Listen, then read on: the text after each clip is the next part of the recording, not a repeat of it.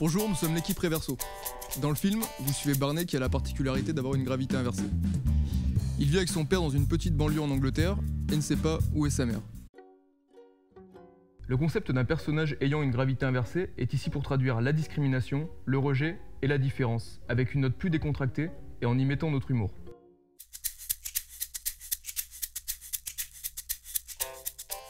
Pour le character design de Reverso, on a travaillé autour des silhouettes et des masses des personnages pour avoir une compréhension directe de leur caractère. Pour Walter, le père de Barney, nous avons donné une stature de gorille. Il a un caractère très maternel et protecteur. C'est le père au foyer qui se balade en pantoufles roses toute la journée. Et a un jeu de moustache phénoménal. Pour Humphrey, on est parti sur un caractère très antipathique. On l'a fait petit, moche, mesquin, roux. Désolé les roux. Avec une grosse tête de rongeur. Il fallait que le spectateur le déteste dès le premier regard. Pour Barney, on a eu l'idée d'un personnage très aérien, longiligne et filiforme. On lui a donné une dégaine de jeune pour qu'on s'attache à lui malgré sa différence.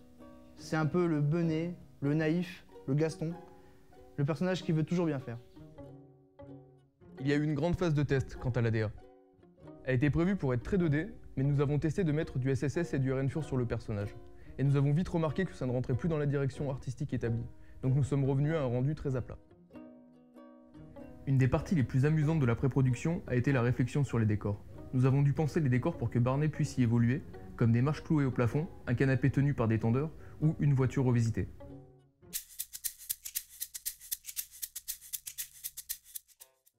En ce qui concerne la modélisation, nous voulions rester au plus proche des modèles sheets qu'Arthur avait fait sur les personnages et les décors. Nous avions aussi pensé à utiliser ZBrush pour détailler plus les personnages, mais le rendu 2D gommait tout. Pour le bien de l'histoire, nous avons créé une dizaine d'environnements avec une colorimétrie propre à chacun. Pour le texturing, nous avons peint sur Photoshop en gardant cet effet très painting, à grands coups de brush apparent. Pour certains props, nous avons aussi utilisé Mudbox. Nous avons fait un choix graphique pour les textures en peignant directement les occlusions et les spéculaires dans les props et les décors.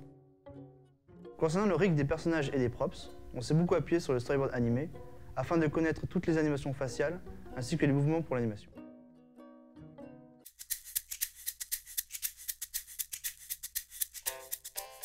Pour l'animation, on a commencé à associer les personnages à des animaux. Barney est basé sur le chimpanzé, Walter sur le gorille et Humphrey sur le rongeur. Nous voulions que chaque comportement soit reconnaissable au premier coup d'œil. La seconde difficulté a été de penser les animations inversées, jouer avec la gravité et les objets du quotidien. Penser au mouvement de Barney pour qu'il soit le plus naturel possible.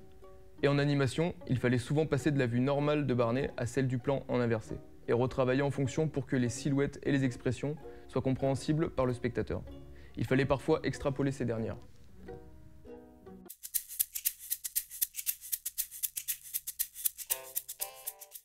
Inspirés par les techniques de Meatbug qui ont rendu très painting, nous sommes partis sur un lighting artistique pour garder cet aspect 2D et mettre en valeur les contours sur les personnages et les décors.